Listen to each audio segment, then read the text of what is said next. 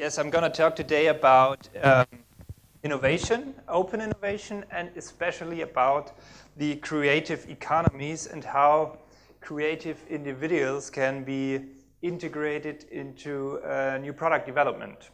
So my first career step was in an insurance, actually. Then I worked a couple of years for Audi in the R&D department, but then the vision was to serve and invent products that people really love and like for all the big companies and all the big brands. And the vision was to, really to bridge the huge gap between the consumer and the big brands, because there is a huge gap, especially in the R&D process and in the innovation process. And there the creative economies come into play, that they are then used to create successful products. But first of all, what we are observing during the last, I would say, 10 to 15 years is a new phenomenon. It's the phenomenon of the new openness. And I want to give you a couple of examples. In business, everything is opening. And we have a business concept called open innovation since 2003. And really the big inventions come also from open innovation. The open source development, such software such as Linux or Apache or GNU license and so on. This is all developments of an open source movement. We have companies like Procter & Gamble, who have their Connect and Development program. They are integrating the consumer in order to produce their new innovations. We have BMW with their co-creation lab, who are also inviting people from outside the company for the innovation process. We have big platforms such as 9 Sigma or Innocentive. There are more than 300,000 engineers and chemical experts. They are all pooled on these platforms. And no matter what company has a challenge, they can post it on the platform, and it's going to be solved of the 300,000 engineers or chemical experts. But we also have a new openness in government. For example, the Bavarian institution or the Bavarian governmental program is developed together with citizens. If you look at Texas, for example, you can be yourself, if you want, a Texas virtual sheriff. So they have the fences to Mexico, and 24/7 there's a video streams on the fences, and you can stream it to your home PC and can look at the fence. And if you see some illegal immigrant, you immediately can call the police there. And so you're the virtual Texas sheriff. Or we have in Germany alone nearly 400 local budgets where citizens can then give their agreement to where the budget is allocated. And the number is rising for these local budgets. And in the States, for example, the patent offices, they're quite overloaded. So what they did is they published all patents, and everybody can have a look on it and to see if they are of prior art or have the technological standards. So this is opened up. So information which was always closed is now open up, also in government. Healthcare. We have huge platforms like health boards with a couple of 100,000 people talking about their diseases, diagnosis, therapy, and so on. So this is really a shock for all the doctors, because they say, oh my God, they're talking about what diagnosis is, it's not really true, and so on. But these are a couple of 100,000 people. And there's also a spin-off from the MIT, for example. It's called Patients Like Me. Patients are there to publish their health files in order to offer it to other people. Nothing about data protection. They just say, if I have a history with my disease, I want to help everybody else who has the same disease. And it's like a big, huge clinical trial, which is public. Other platforms, they allow people with rare diseases to connect. Again, we have this phenomenon of openness. So your disease, your health files, everything is opened up and can help others to fight their diseases. Open society, we have huge platforms where you can donate money to certain projects.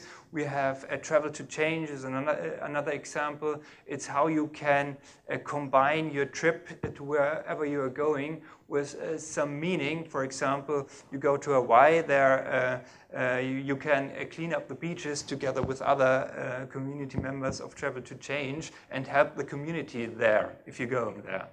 Again, this is an opening up of social engagement and the society as its own. We observe the same phenomenon in education. We have new platforms like Academic Earth, Udacity, Coursera. So all the courses, all the lectures from the best universities, MIT, Harvard, Yale, you name it, they are on these platforms. And you can see the best professors giving the lectures, and it's totally democratized. So you can access these lectures from all over the world.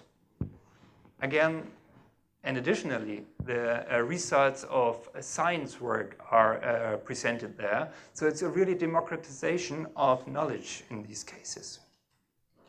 So we have this new openness, not only in business, but also in governmental things, in open education, in science, in social engagement, in healthcare, and in tourism.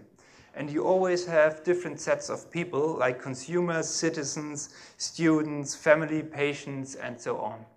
And all these stakeholders are more and more involved in the value chain.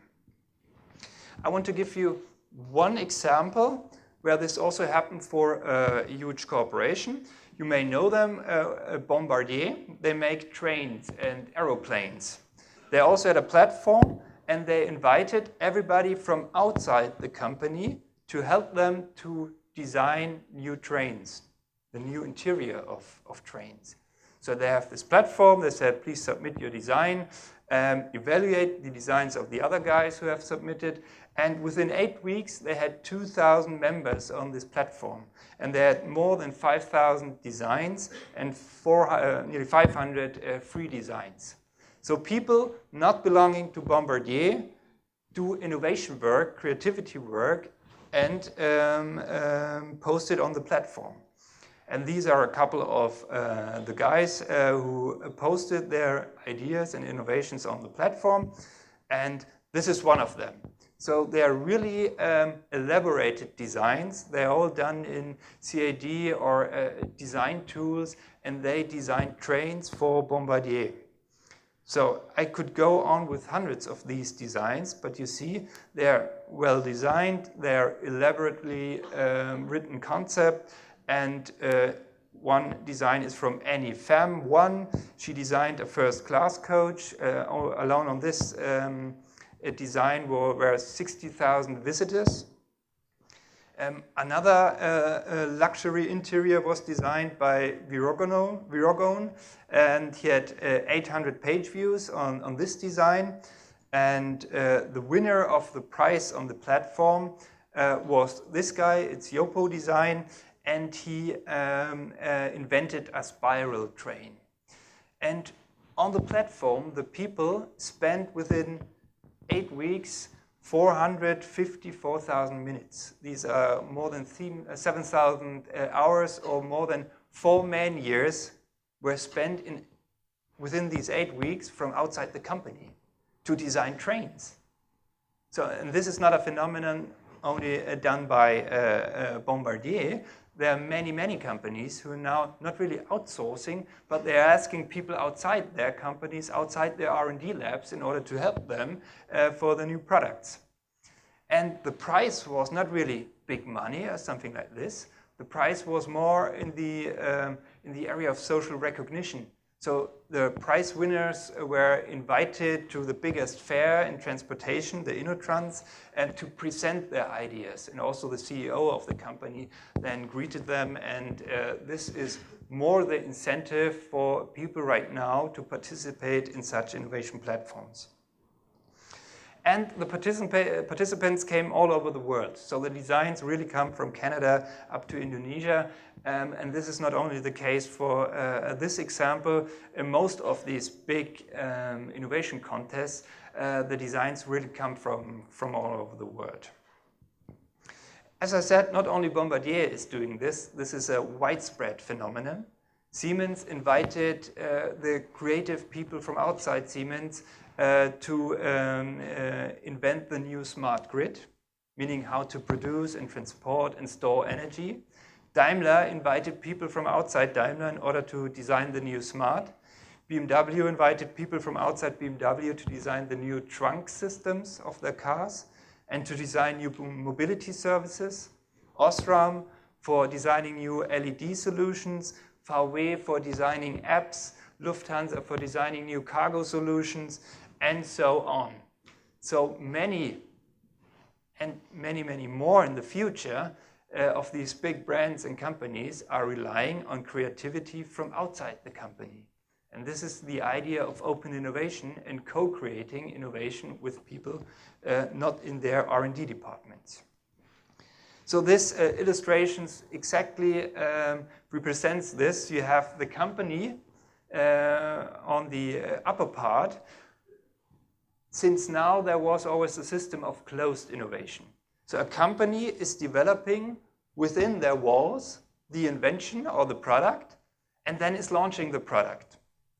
But they didn't ask really and integrated people and future consumers for the product development. So the result is that even right now, 70 to 80% of all the fast-moving consumer goods are failures because they do not integrate people in the development. And if you let an engineer develop a new car, I mean, you get a car like from VW with 1001 PS or horsepower. Who needs that? The question is. So many products are over-engineered and then not really the success. So the idea of open innovation and the new innovation models using digital platforms is to integrate consumers in all steps of the innovation process and new product development, in idea generating, in concept, in testing, in prototyping, and then in the end for the launch. So this is the change, and this is the idea of opening up the boundaries of a company and inviting creative people. So there are two directions for the creative economies or for creative people to get money out of their creativity. The first place is definitely to get closer to the big companies. And the second way is to get crowdfunded. So the first way is what I think is definitely the case, that creative economies are right now already quite anchored in the new business concepts.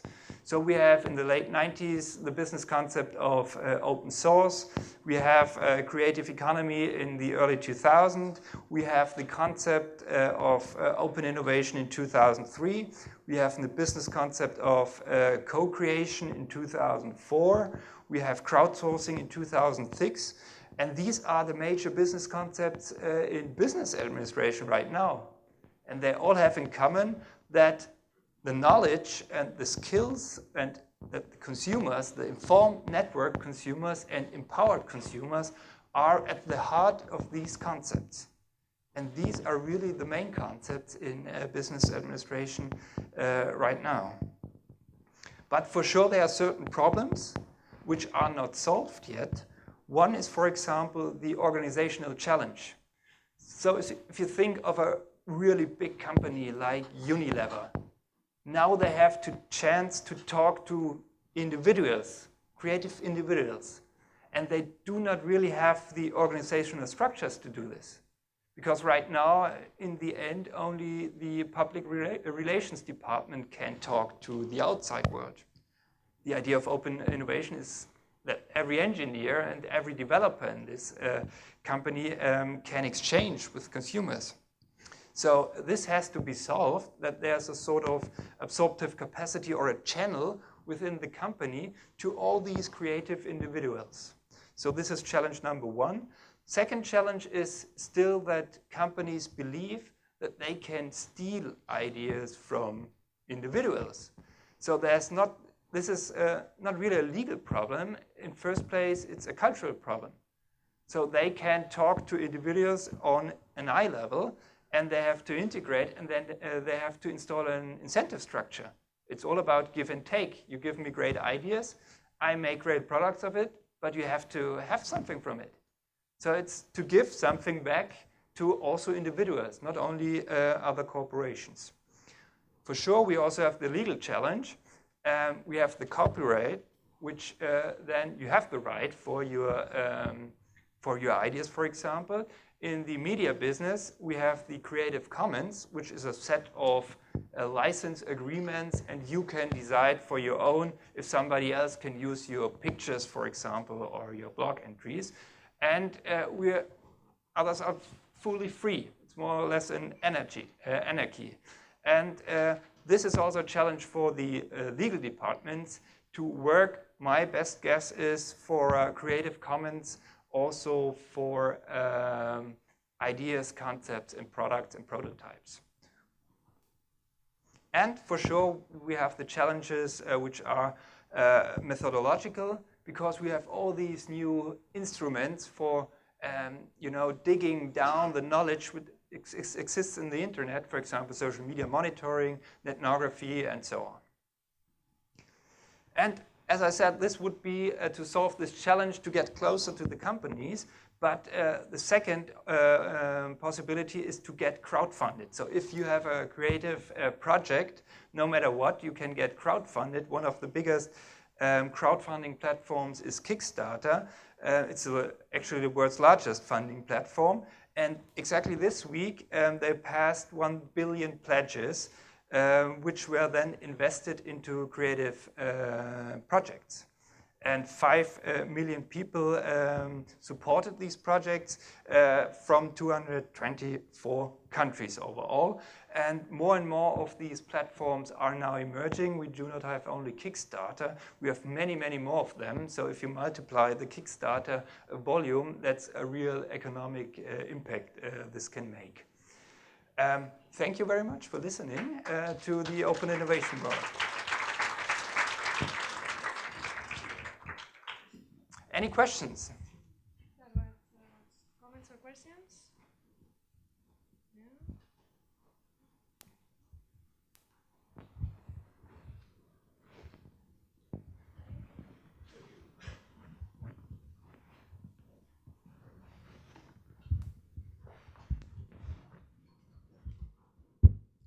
Hello, thank you for your presentation.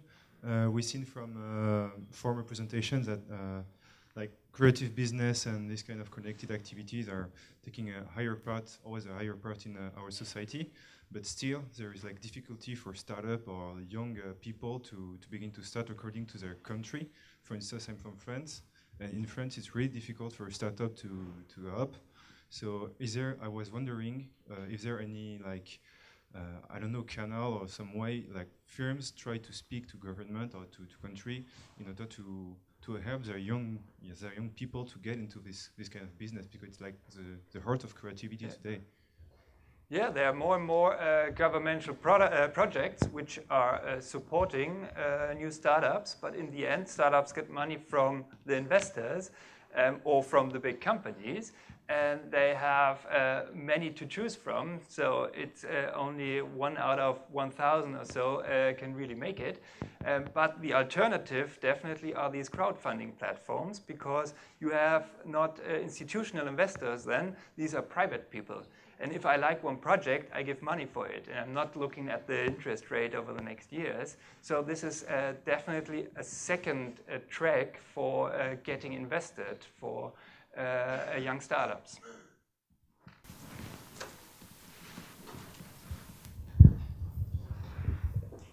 I was not planning to intervene, but I heard the question, so I cannot resist the temptation. I partly raised this yesterday. I think one of the main things we all need to work a bit in Europe is to see how we could join efforts in order to amend the legislation we have about bankruptcy. The main reason is that in the United States, several startups fail before they succeed, and failure is accepted in the banking and finance and insurance business. So no one actually puts money in your business because they think you're going to succeed with the first go. This culture is absent in Europe. And talking about public projects that support innovation, i.e. injecting public money into research, I think in the years to come, it's going to be more and more difficult. And it's not always certain that a public injection of money necessarily leads to products that are successfully commercially. Because the criteria for these projects usually are of a different nature than a commercial application. So I think this is food for thought, and it's up to us to see how we can influence in this direction in the future. Thank you. Any further questions? Good afternoon. Oops. Final question, please. Okay. Separate topic. You mentioned this at the beginning and towards the end of your presentation. I really appreciated it. Talking about the example you provided about the train design competition and that the gratitude that was expressed to this really cool design was just standing on a platform and a handshake with the CEO. And you followed up with how a cultural change is needed in this environment if we're going to continue to open source. But I just wanted to know, what are your ideas for steps in changing this culture? Because that, quite frankly, would not be good enough for me.